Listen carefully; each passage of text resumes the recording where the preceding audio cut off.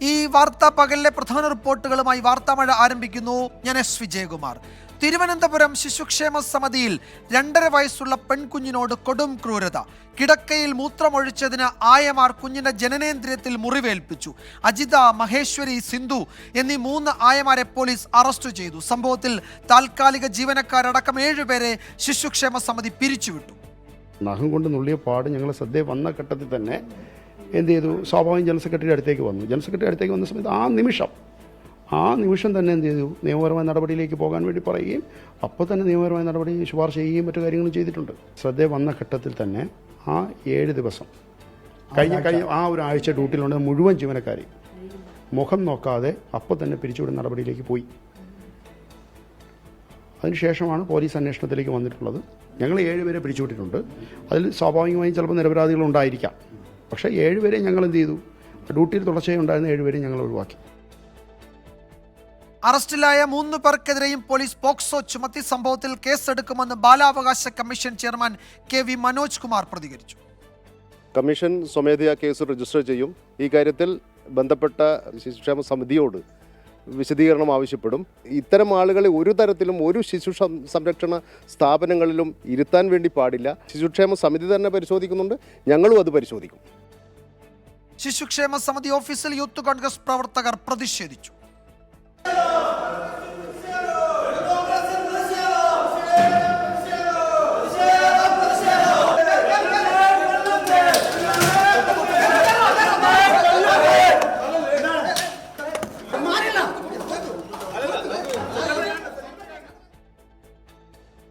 അജീഷ് ജയകുമാർ വിവരങ്ങൾ നൽകും തിരുവനന്തപുരത്ത് നിന്ന്. അജീഷ്, ഈ അറസ്റ്റിലായ ഈ 3 ആയമാരെ റിമാൻഡ് ചെയ്തിട്ടുണ്ടോ?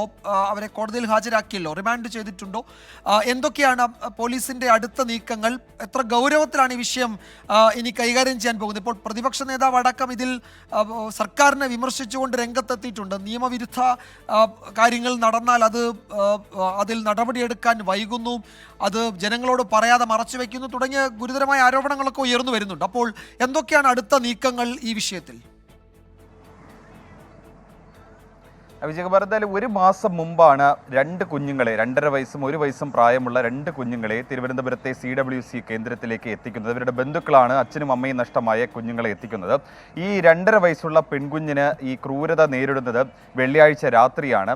ഈ 3 ആയമാരിൽ അജിത എന്നു പേരുള്ള ഒരു ആയയാണ് ഈ കുഞ്ഞ് കിടക്കയിൽ മൂത്രമൊഴിച്ചു എന്ന് ആരോപിച്ചുകൊണ്ട് കുഞ്ഞിൻ്റെ സ്വകാര്യ ഭാഗത്തും ജനനേന്ദ്രിയത്തിലും നഖം ഉപയോഗിച്ച് മുറിവേൽപ്പിച്ചത്. പിന്നീട് പിറ്റേ ദിവസം ആണ് ഈ കുഞ്ഞിനെ കുളിപ്പിക്കുമ്പോൾ, അത് മറ്റായമാർ കുളിപ്പിക്കുമ്പോഴാണ് കുഞ്ഞ് ഈ നീറ്റൽ കൊണ്ട് കരഞ്ഞ്. അപ്പോൾ സ്വാഭാവികമായിട്ട് ജനറൽ സെക്രട്ടറി വിവരം അറിയിച്ചു. ജനറൽ സെക്രട്ടറി ഡോക്ടർ ആശുപത്രിയിലേക്ക് കൊണ്ടുപോയി. അവിടെ നടത്തിയ പരിശോധനയിലാണ് കുഞ്ഞിന് മുറിവേറ്റിട്ടുണ്ടെന്നുള്ള വിവരം അറിയുന്നത്.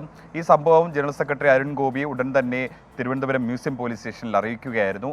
അങ്ങനെയാണ് മ്യൂസിയം പോലീസ് ഈ സ്ഥലത്തെത്തി ഇവിടുത്തെ CCTV അടക്കം പരിശോധിച്ചു.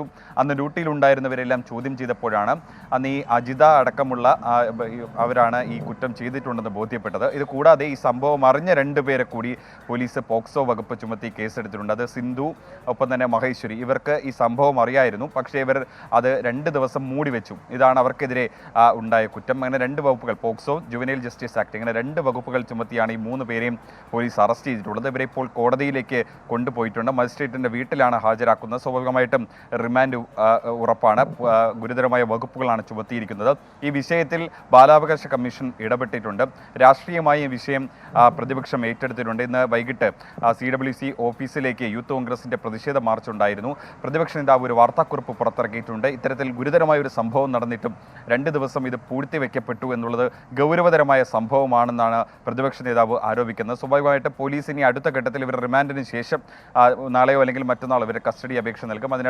അതിനുശേഷം തെളിവെടുപ്പ് അടക്കമുള്ള കാര്യങ്ങൾ ഉണ്ടാകും. മാത്രമല്ല ഈ അന്ന് ഡ്യൂട്ടിയിലുണ്ടായിരുന്ന 7 പേർക്കെതിരെ CWC നടപടിയെടുത്തിട്ടുണ്ട്. കാരണം അന്ന് ഈ സെക്ഷനിൽ ഈ 2.5 വയസ്സുള്ള ഈ പെൺകുഞ്ഞ് കഴിഞ്ഞിരുന്ന ഈ സെക്ഷനിൽ നിന്ന് 7 പേരായിരുന്നു ചുമതലയിലുണ്ടായിരുന്നത്. ഈ 7 പേരെയും, ഇവരെല്ലാം താൽക്കാലിക ജീവനക്കാരാണ്, വർഷങ്ങളായി പരിശീലനമടക്കം ലഭിച്ചിട്ടുള്ള താൽക്കാലിക ജീവനക്കാരാണ്. ഇവരെ എല്ലാവരെയും പിരിച്ചുവിട്ടുകൊണ്ടുള്ള ഒരു ഉത്തരവ് CWC എടുത്തിട്ടുണ്ട്. അദ്ദേഹം തന്നെ പറയുന്നുണ്ടായിരുന്നു ഇതിൽ ചിലർക്ക് ഇതിൽ പങ്കുണ്ടായിരുന്നില്ല, പക്ഷേ അവരുടെ അവർക്കും കൂടി അറിയേണ്ട കാര്യമായിരുന്നു. കാരണം ഒരു കുഞ്ഞിനെ എന്തെങ്കിലും പറ്റിക്കഴിഞ്ഞാൽ അല്ലെങ്കിൽ കുഞ്ഞിനെ നോവിക്കുമ്പോൾ കുഞ്ഞ് സ്വാഭാവികമായിട്ടും കരഞ്ഞിട്ടുണ്ടാകാം. അപ്പോൾ ഈ സംഭവം ഒരുപക്ഷെ അവർ അറിയാതെ പോയതും അവരുടെ ഭാഗത്തു നിന്നുള്ള ഒരു വീഴ്ചയാണ് എന്ന് അദ്ദേഹം എടുത്തു പറയുന്നുണ്ട്. അതുകൊണ്ടാണ് അന്ന് ജോലിയിലുണ്ടായിരുന്ന 7 പേർക്കെതിരെയും നടപടി എടുത്തിട്ടുള്ളത്. എന്തായാലും സ്വാഭാവികമായിട്ടും ഇനിയുള്ള ജീവനക്കാർക്ക് അല്ലെങ്കിൽ ഇനി താൽക്കാലികമായി നിയമനങ്ങളടക്കം നടത്തുമ്പോൾ ഇവർക്ക് കൂടുതൽ പരിശീലനം നടക്കുന്നത്, ബോധവൽക്കരണം നൽകുന്നത്, കൗൺസിലിംഗ് അടക്കം നൽകുന്നത് കാര്യങ്ങൾ കൂടി സൂക്ഷ്മമായി പരിശോധനയ്ക്ക് CWC ഒരുങ്ങുകയാണ്. യെസ്, വിവരങ്ങൾ നൽകുകയായിരുന്നു അജീഷ് ജയകുമാർ. എന്തായാലും ഇക്കാര്യത്തിൽ കൂടുതൽ അന്വേഷണം ഉണ്ടാകും. ഇപ്പോൾ പ്രതിപക്ഷ നേതാവിൻ്റെ ഒക്കെ പ്രതികരണം ഈ വിഷയത്തിൽ വരുന്നുണ്ട്. ശിശുക്ഷേമ സമിതിയിൽ നടന്നത് കണ്ണില്ലാത്ത ക്രൂരത എന്നാണ് പ്രതിപക്ഷ നേതാവ് VD സതീശൻ പറയുന്നത്. കേരളം ഒന്നാകെ അപമാന ഭാരത്താൽ തന ഒളിച്ചു നിൽക്കേണ്ട അവസ്ഥയാണ്. അതിക്രൂരമായ സംഭവം നടന്നിട്ടും അത് ഒളിപ്പിച്ചു വെച്ചു എന്നത് ഗൗരവതരമാണെന്ന് പ്രതിപക്ഷ നേതാവ് പറയുന്നു. ജനങ്ങളുടെ കണ്ണിൽ പൊടിയിടാൻ ആയമാരെ സസ്പെൻഡ് ചെയ്തതിലൂടെ എല്ലാം അവസാനിപ്പിച്ചു എന്ന് സർക്കാരും ശിശുക്ഷേമ സമിതിയും കരുതരുത്. കുറ്റകൃത്യം ഒളിപ്പിച്ചു വെച്ചതിൻ്റെ ഉത്തരവാദിത്വത്തിൽ നിന്ന് മുഖ്യമന്ത്രിയും ആരോഗ്യമന്ത്രിയും സമിതി ജനറൽ സെക്രട്ടറിയും ഉൾപ്പെടെയുള്ളവർക്ക് ഒഴിഞ്ഞു മാറാനാകില്ല എന്ന ഒരു വാർത്താക്കുറിപ്പ് പ്രതിപക്ഷ നേതാവിൽ നിന്ന് വരുന്നുണ്ട്. അപ്പോൾ ഈ വിഷയത്തിൽ ഒരുപക്ഷെ കൂടുതൽ തുടർ പ്രതികരണങ്ങളൊക്കെ ഉണ്ടായേക്കാം. അന്വേഷണം നടത്തുന്നുണ്ട് പോലീസ്. 3 പേരെ അറസ്റ്റ് ചെയ്തിട്ടുണ്ട്. മറ്റു കൂടുതൽ ആളുകൾക്കെതിരെ നടപടി എടുത്തിട്ടുണ്ട്. പക്ഷേ അതിൽ തീരില്ല, അത് പോരാ എന്നാണ് പ്രതിപക്ഷം പറയുന്നത്. അജീഷ് ജയകുമാറാണ് വിവരങ്ങൾ നൽകിയത്. നമ്മൾ മറ്റു റിപ്പോർട്ടുകളിലേക്ക് പോകുന്നു. ആലപ്പുഴ കളർകോട് വാഹനാപകടത്തിൽ മരിച്ച മെഡിക്കൽ വിദ്യാർത്ഥികൾക്ക് വിട നൽകി നാട്. ഏറെ പ്രതീക്ഷയോടെ 2 മാസം മുമ്പ് വണ്ടാനം മെഡിക്കൽ കോളേജിലെത്തിയവർക്കാണ് ഇന്ന് ക്യാമ്പസ് അന്ത്യയാത്രാ മൊഴി ചൊല്ലിയത്. അപകടത്തിൽ മരിച്ച ലക്ഷദ്വീപ് സ്വദേശി മുഹമ്മദ് ഇബ്രാഹിമിൻ്റെയും പാലക്കാട് ശേഖരീപുരം സ്വദേശി ശ്രീദീപ് വത്സന്റെയും സംസ്കാര ചടങ്ങുകൾ പൂർത്തിയായി. കണ്ണൂർ സ്വദേശി മുഹമ്മദ് അബ്ദുൾ ജബ്ബാറിന്റെ ഖബറടക്കം ഇന്നാണ്. ആയുഷ് ഷാജി, ദേവനന്ദൻ എന്നിവരുടെ സംസ്കാര ചടങ്ങ് നാളെയാണ്. ഇന്നലെ ക്യാമ്പസിൽ നിന്ന് സന്തോഷത്തോടെ മടങ്ങിയതാണ്. ഇന്ന് അതേയിടത്തേക്ക് ചേതനയറ്റാണ് അവരെ എത്തിച്ചത്. 5 പേരുടെയും മുന്നിൽ കണ്ണീർ പൊഴിക്കാനേ അവസാന നോക്കിനായി എത്തിയവർക്ക് കഴിഞ്ഞുള്ളൂ.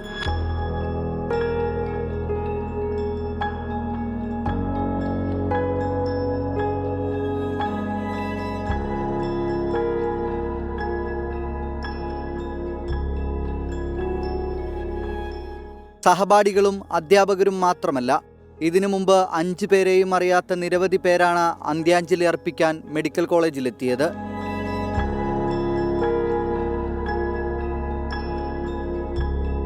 പോസ്റ്റ്മോർട്ടം നടപടികൾ പൂർത്തിയാക്കി 12 മണിയോടെയാണ് മൃതദേഹങ്ങൾ പൊതുദർശനത്തിനായി കോളേജിലേക്ക് എത്തിച്ചത്. 1 മണിയോടെ പൊതുദർശനം അവസാനിച്ചു. സംസ്കാരത്തിനായി 5 പേരുടെയും മൃതദേഹം സ്വദേശങ്ങളിലേക്ക് കൊണ്ടുപോയി.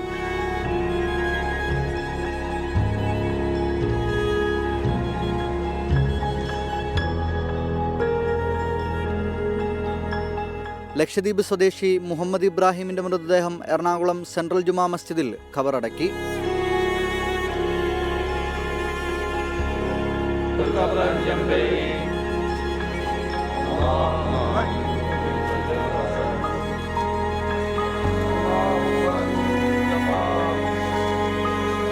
അപകടത്തിൽ പരിക്കേറ്റ് ചികിത്സയിൽ കഴിയുന്ന 3 പേരുടെ നില ഗുരുതരമെന്ന് ആരോഗ്യമന്ത്രി വീണ ജോർജ് പറഞ്ഞു.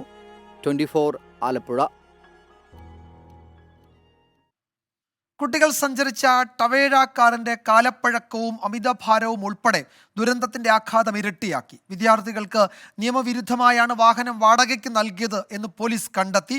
എന്നാൽ സൗഹൃദത്തിന്റെ പേരിലാണ് വാഹനം നൽകിയത് എന്നാണ് ഉടമയുടെ വാദം. വാഹനത്തിന്റെ അമിതഭാരം, ശക്തമായ മഴ, വെളിച്ചക്കുറവ്, വാഹനത്തിന്റെ കാലപ്പഴക്കം, അങ്ങനെ പല കാരണങ്ങൾ അപകടത്തിന്റെ ആഘാതം ഇരട്ടിയാക്കി. മണിക്കൂറുകൾ സമയമെടുത്ത് വാഹനം വെട്ടിപ്പൊളിച്ചാണ് ഓരോ വിദ്യാർത്ഥിയെയും പുറത്തെടുത്തത്.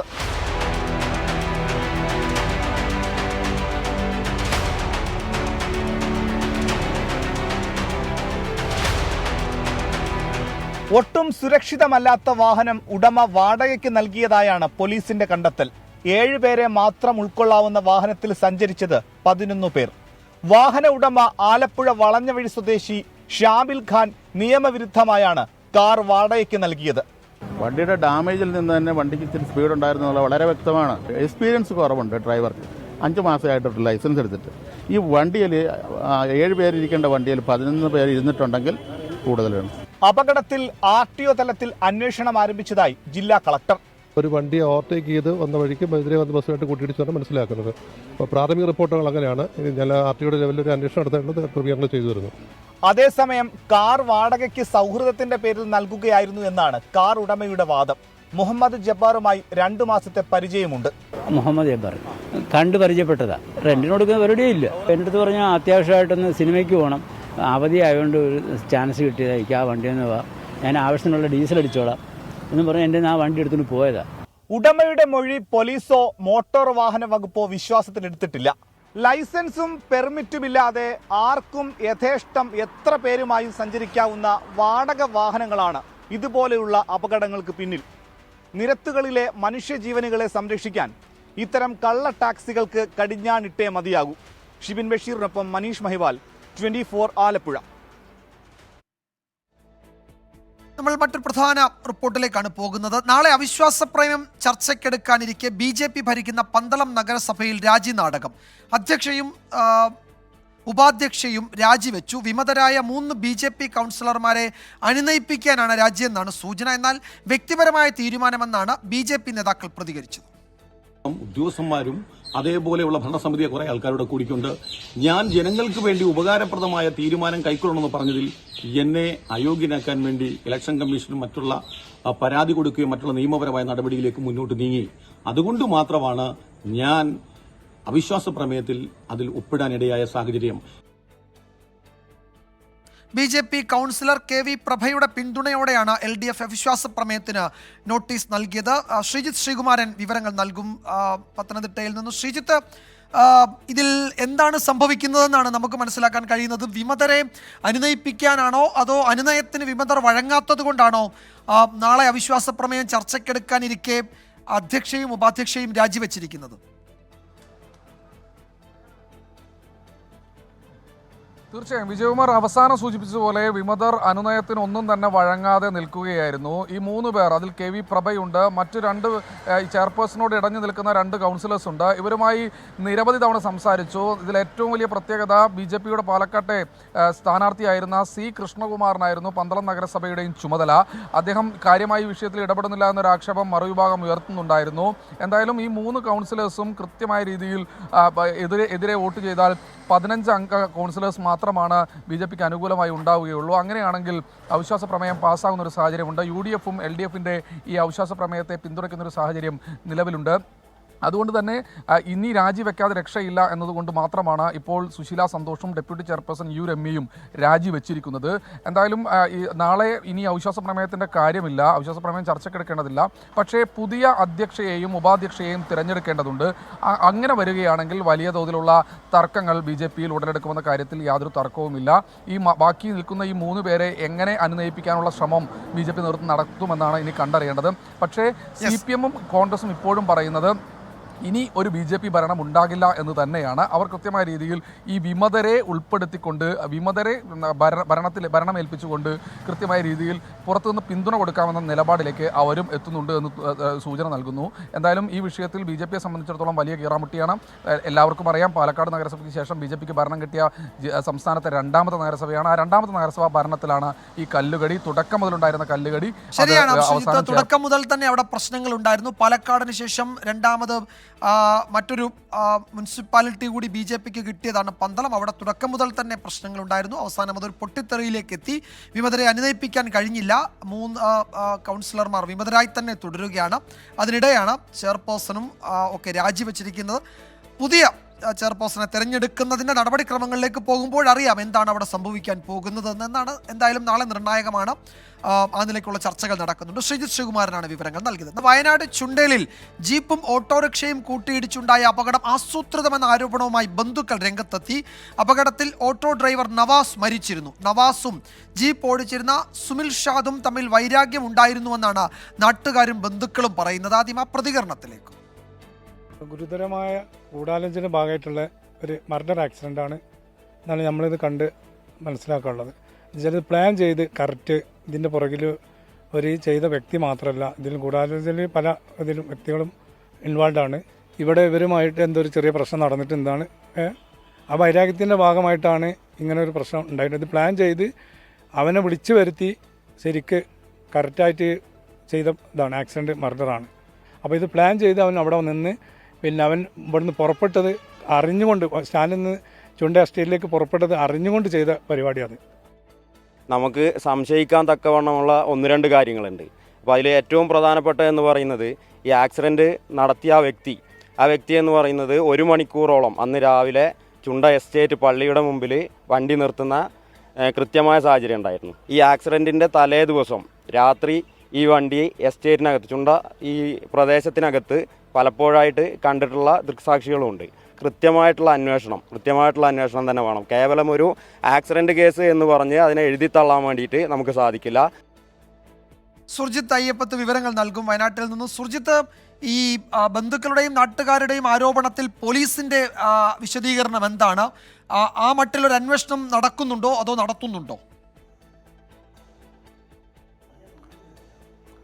നിലവിൽ ഈ സുമിൽ ഷാദ് എന്ന് പറയുന്ന താർ ജീപ്പ് ഓടിച്ചിരുന്നയാൾ ഇപ്പോൾ മൂപ്പൻസ് മെഡിക്കൽ കോളേജിൽ ആണുള്ളത്. അദ്ദേഹം പോലീസിന്റെ നിരീക്ഷണത്തിലാണ് എന്നുള്ളതാണ് നമുക്ക് ലഭ്യമാകുന്ന വിവരം. പോലീസ് നിലവിൽ മനഃപൂർവ്വമല്ലാത്ത നരഹത്യക്കാണ് ഇന്നലെ കേസ് എടുത്തിട്ടുള്ളത്. ഇതുമായി ബന്ധപ്പെട്ട ഈ നാട്ടുകാരുടെയും ബന്ധുക്കളുടെയും ആരോപണം അടക്കം അന്വേഷണ വിധേയമാക്കുന്നുണ്ട് എന്നുള്ളതാണ് സ്റ്റേഷൻ ഹൗസ് ഓഫീസറുമായി നമ്മൾ സംസാരിച്ചപ്പോൾ അദ്ദേഹം വ്യക്തമാക്കുന്ന കാര്യം. ഇതെല്ലാം തന്നെ അന്വേഷണ പരിധിയിൽ വരുന്നുണ്ട് എന്നുള്ളതാണ്. പക്ഷേ ഇതിനിടെ ഇന്ന് ഈ നവാസിന്റെ സംസ്കാരം കഴിഞ്ഞ ശേഷം ഈ സുമിൽ ഷാദിന്റെ ഒരു ഹോട്ടലുണ്ട്. ആ ഹോട്ടലും സുമിൽ ഷാദിന്റെ ഹോട്ടലും അതോടൊപ്പം തന്നെ ഈ നവാസിന്റെ സ്റ്റേഷനറി കടയും റോഡിന്റെ ഇരുഭാഗത്താണ്.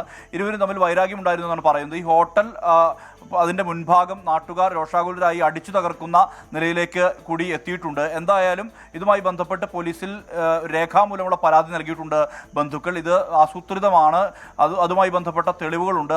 അത്തരത്തിലേക്ക് കൂടി അന്വേഷണം വ്യാപിപ്പിക്കണമെന്നുള്ള ആവശ്യമാണ് ബന്ധുക്കൾ ഉന്നയിക്കുന്നത്. ഇതിൻ്റെ അടിസ്ഥാനത്തിലാണ് ഇങ്ങനെ നിലവിൽ അന്വേഷണം പോലീസ് ഇപ്പോൾ മുന്നോട്ട് കൊണ്ടുപോകുന്നത്. എന്താണ് ഇനി ഇതുമായി ബന്ധപ്പെട്ട അന്വേഷണം എന്നുള്ളതാണ് വ്യക്തമാക്കേണ്ട കാര്യം. പോലീസ് അന്വേഷണം ഈ പരാതിയുടെ അടിസ്ഥാനത്തിൽ കൂടി അന്വേഷണവുമായി പോലീസ് മുന്നോട്ട് പോവുകയാണ്. വിജയകുമാർ, ആലപ്പുഴയിൽ CPIM വിട്ട് BJPയിൽ പോയ നേതാവിനെതിരെ ഗാർഹിക പീഡന കേസ്. CPIM മുൻ ഏരിയ കമ്മിറ്റി അംഗം ബിപിൻ സി ബാബുവിനെതിരെയാണ് കേസ്. ഭാര്യ മിനീസയുടെ പരാതിയിൽ കായംകുളം പോലീസ് കേസെടുത്തു. 1 വർഷം മുൻപ് പാർട്ടി നേതൃത്വത്തിന് മിനീസ പരാതി നൽകിയിരുന്നു.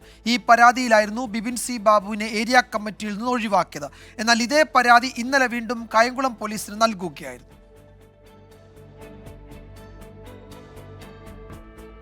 നോക്കാം ഇന്നത്തെ സ്വർണ്ണവില.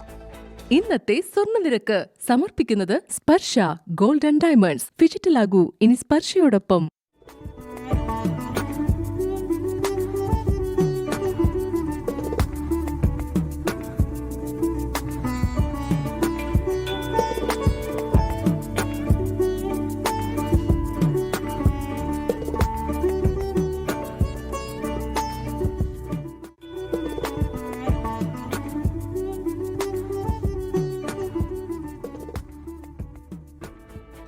റിപ്പോർട്ടോടെ വാർത്താമഴ അവസാനിക്കുന്നു.